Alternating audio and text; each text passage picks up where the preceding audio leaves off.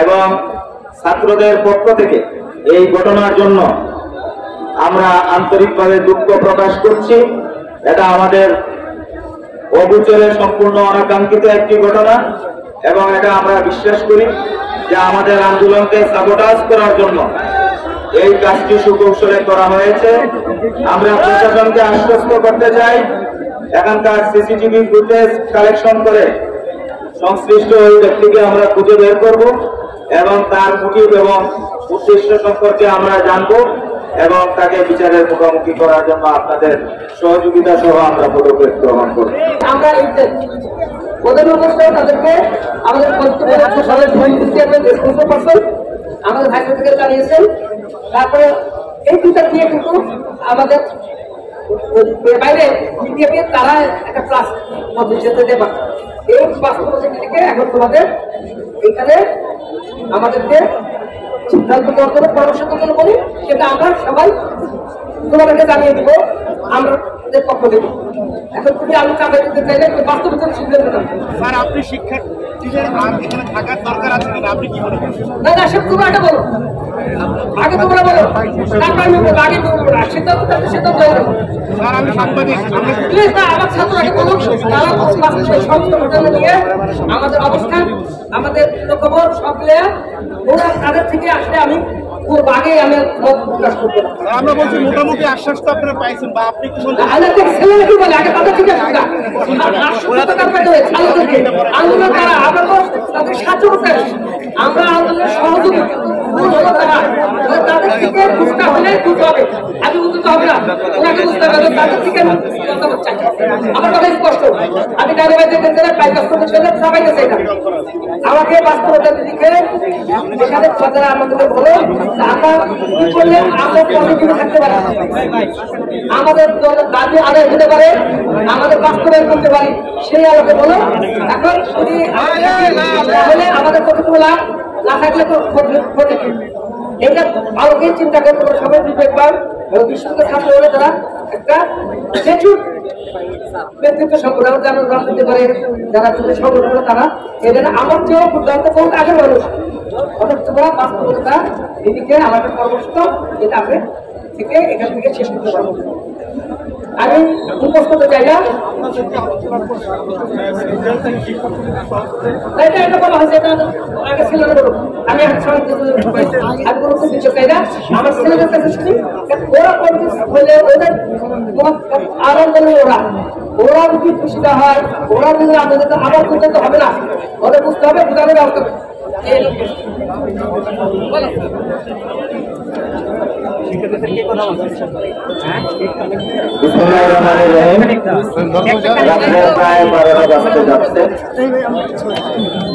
আমরা সকাল থেকেই রাস্তায় আছি, আমাদের শিক্ষার্থীরা আমাদের শিক্ষকরা এখনো সারা দিন স্কুলে দেয়নি।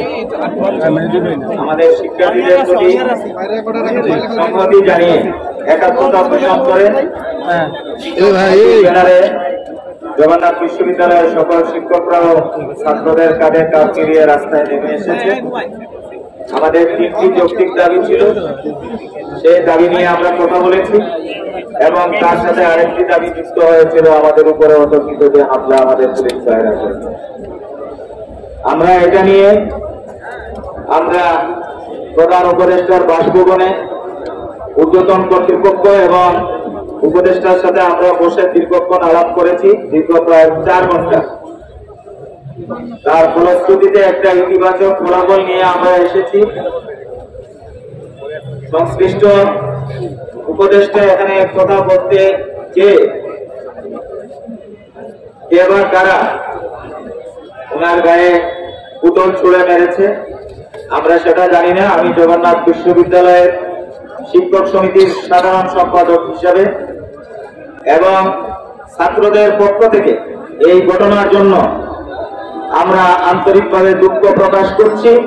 এটা আমাদের অগোচরে সম্পূর্ণ অনাকাঙ্ক্ষিত একটি ঘটনা এবং এটা আমরা বিশ্বাস করি যে আমাদের আন্দোলনকে সাবোটাজ করার জন্য এই কাজটি সুকৌশলে করা হয়েছে। আমরা প্রশাসনকে আশ্বস্ত করতে চাই, এখানকার সিসিটিভি ফুটেজ কালেকশন করে সংশ্লিষ্ট ওই ব্যক্তিকে আমরা খুঁজে বের করব এবং তার মোটিভ এবং উদ্দেশ্য সম্পর্কে আমরা জানব এবং তাকে বিচারের মুখোমুখি করার জন্য আপনাদের সহযোগিতা সহ আমরা পদক্ষেপ গ্রহণ করব।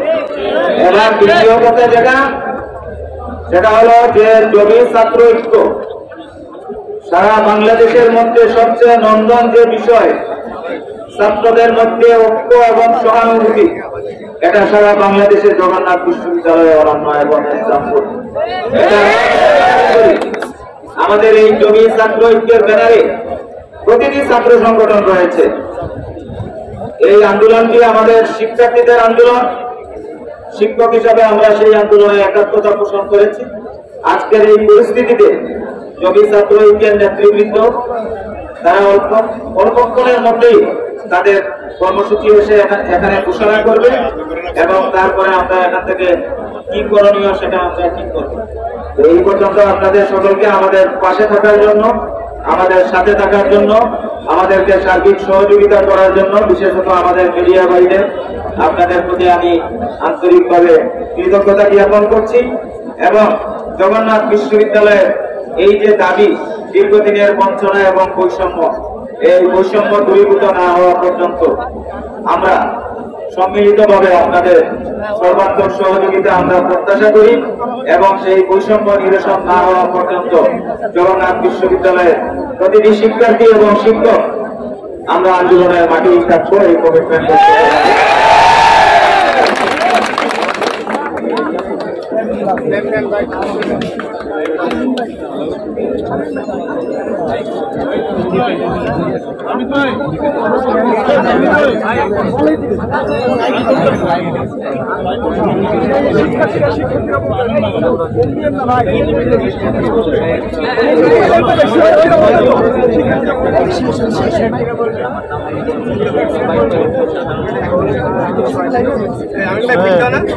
মাইকে